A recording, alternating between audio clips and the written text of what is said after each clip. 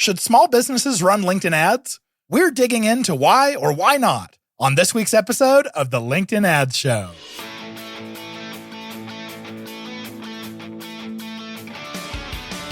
Welcome to the LinkedIn Ads Show. Here's your host, AJ Wilcox. Hey there, LinkedIn ads fanatics.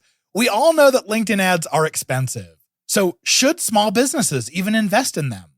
It's not a straightforward question. So let's discuss what the requirements are for success on LinkedIn ads, as well as the limitations that are present for small businesses, especially compared to large ones. If you remember all the way back to episode 1, we talked quite a bit about who should and shouldn't invest in LinkedIn ads. We mentioned how the targeting is exquisite because when you need the targeting that LinkedIn has, there just is no substitute out there. But boy, do we pay dearly for that targeting. The cost per click and the cost per impression on LinkedIn ads are quite high compared to the other platforms. So because the costs are high, you need to make sure that your company has a large enough lifetime value when you close a deal so that you can still realize a return on your investment. So for instance, if you have a really low cost product, say it's a SaaS software that you charge maybe $50 or $100 per month, just the fact that your lifetime value is lower is probably not going to allow you to get a return on your investment unless you have incredible customer retention. So I tell people, if you have a lifetime value of $10,000 or $15,000 or even higher, it's pretty much a no-brainer to run LinkedIn ads. But also because those costs per click and per impression are high, that also means that you need a higher budget for advertising. Higher budgets mean that you can get more clicks and more leads, and more volume is usually good for growth. Higher budgets also mean that you can learn faster from your tests and your experiments. So assuming you have the budget and the lifetime value, there are 3 things that are requirements for advertising on a social platform. I call this acronym AMO, A-M-O, and it stands for your audience, your message, and your offer. The audience is who you're targeting, and this is why we pay a premium to LinkedIn, is this access to a very specific audience. The M for your message, this is what your customer sees. And this is a combination of the ad copy you choose and the visuals, either imagery or video, even the ad format that you choose. That's all part of the message. And then the O, this is by far the most important part. This is what are you offering your prospect in exchange for their attention? Offers can be anything from come read this blog post to buy something now or everything in between.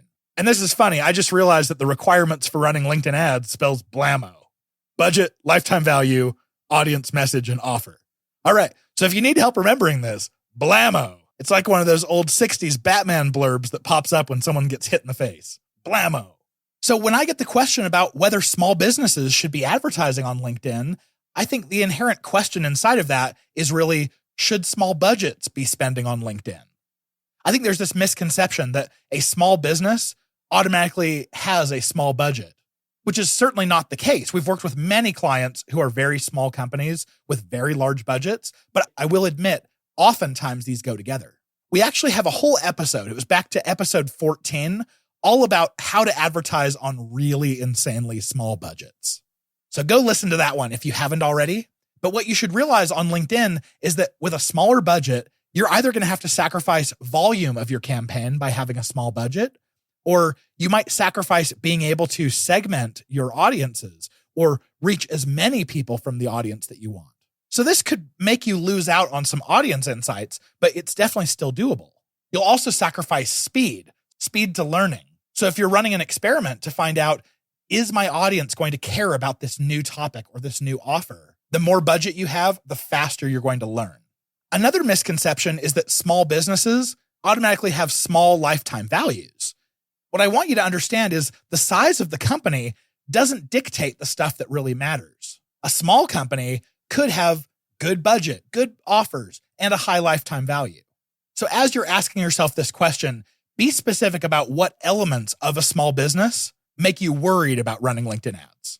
Okay, here's a quick sponsor break, and then we'll dive into the specific challenges as well as the recommendations for small businesses advertising on LinkedIn. The LinkedIn Ads Show is proudly brought to you by B2Link.com, the LinkedIn ads experts.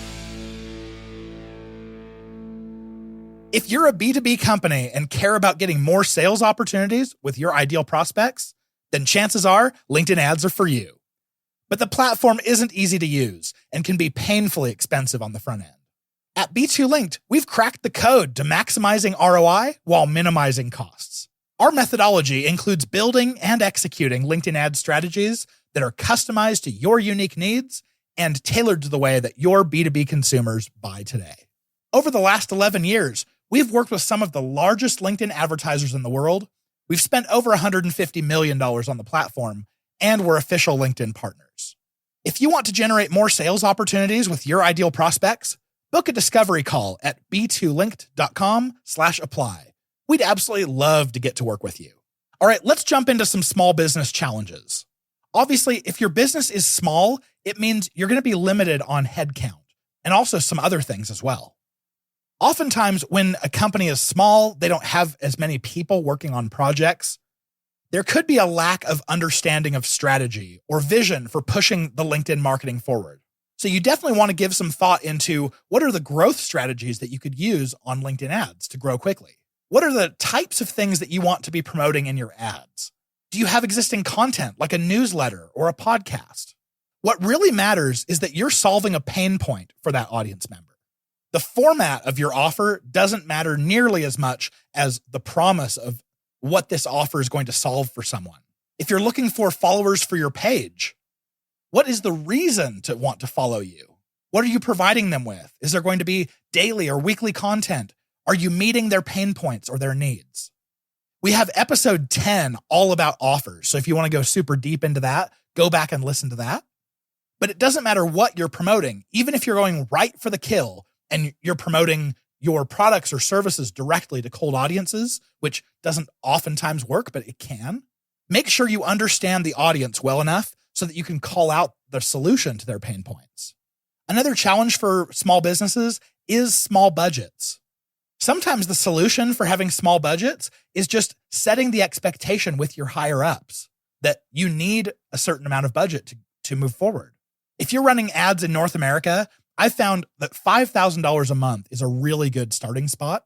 If you're spending much less than that, it can be hard to be driving enough value out of it or enough volume to even care about or notice whether or not it's working. So if you're in a small company or a startup, you may have some inexperienced leadership and their expectations of what marketing should be may have to be either set or reset. For instance, you might have to let them know if they're expecting to just start running ads today and then get a return tomorrow and then reinvest those funds, you may have to reset their expectations that it doesn't really work like that. We have a certain amount of time that we have to show ads. And then once we've captured them, then we have our own sales cycle that can take 6, 8, 12, 20 months. So don't be afraid to go help your higher ups understand and set those expectations with them of what they can expect from their LinkedIn marketing program. If you are stuck with a really small budget, we've found that front loading that budget can be a good thing to do. So for instance, I mentioned that we like to start people around $5,000 a month in ad spend. Well, if you only have, let's say, $2,000 a month to spend on ads, you may be able to ask the company up front for, hey, let's take 2.5 months worth of budget and we're going to spend that all front loaded in a single month. This is going to help us learn very quickly so that we can then decide what to do with our future advertising dollars. I mentioned that small companies can have small headcount. So if you do represent a small company, chances are you're wearing a lot of hats. You might be responsible for running the LinkedIn ads and the Google ads, and the email platform, and managing and cleaning up Google Tag Manager. So sometimes when you don't have very many people to do things, you need outside help. You're not going to hire someone full-time just because you want to run an email campaign.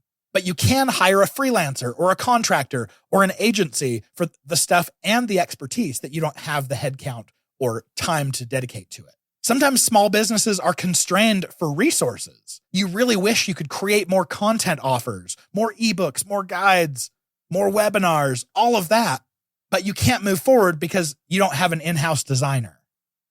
Well, there are some great services out there that you can outsource design to. There are great agencies who will write content offers up for you. There's at least one great agency who will run your LinkedIn ads. Shameless plug. So don't be afraid to look outside of your own constrained resources for contractors and freelancers and agencies who can help plug those gaps that you might have. Going back to setting expectations with your higher ups, one tool that we found to be successful is you could share the first episode of this podcast with them, because that's all about who should and shouldn't advertise on LinkedIn ads and what to expect from it. So if you sent them this podcast, I may be able to help explain to them and get them on your side.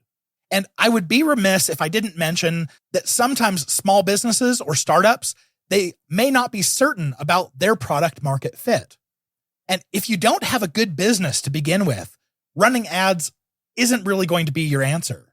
My friend Dennis Yu mentions sometimes that ads are like adding fuel that amplifies an existing fire.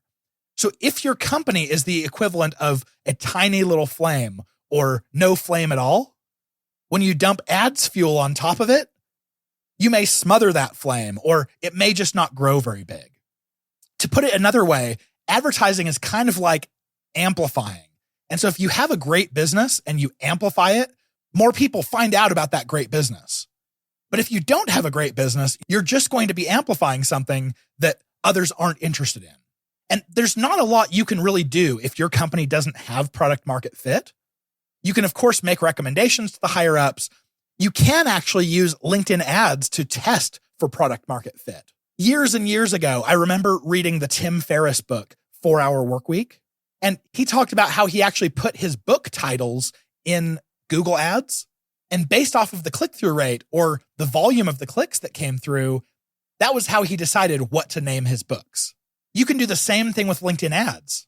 You can put some ads up to a specific audience, testing a certain kind of offer that maybe it's something light, maybe it's just a blog post, but you're looking to see, does this audience actually care about this? And it can be actually pretty cheap market research, and it can be very fast as well. All right, I hope that was really helpful for you in understanding what small businesses can do on LinkedIn ads. Now, I've got the episode resources for you coming right up, so stick around.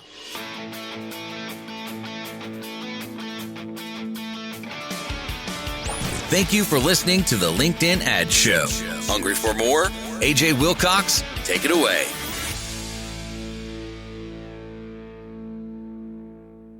All right, like we mentioned in the episode, if you're interested in listening to the episode all about low budget strategies, that's episode 14, and you'll see the link for that down in the show notes. We also mentioned the episode all about offers, what you can actually use to get people's attention on LinkedIn, and that's episode 10. And we also mentioned episode 1, all about who should and shouldn't advertise on LinkedIn and what expectations you should have about the platform. Now, if you or anyone you know is looking to learn more about LinkedIn ads, send them the link there in the show notes below for the course all about LinkedIn ads that I did with LinkedIn Learning.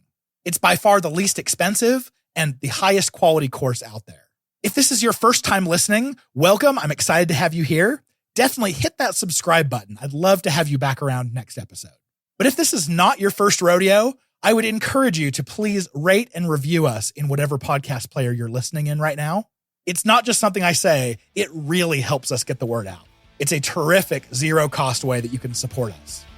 With any questions, suggestions, corrections, anything you want to send us at podcast@b2link.com.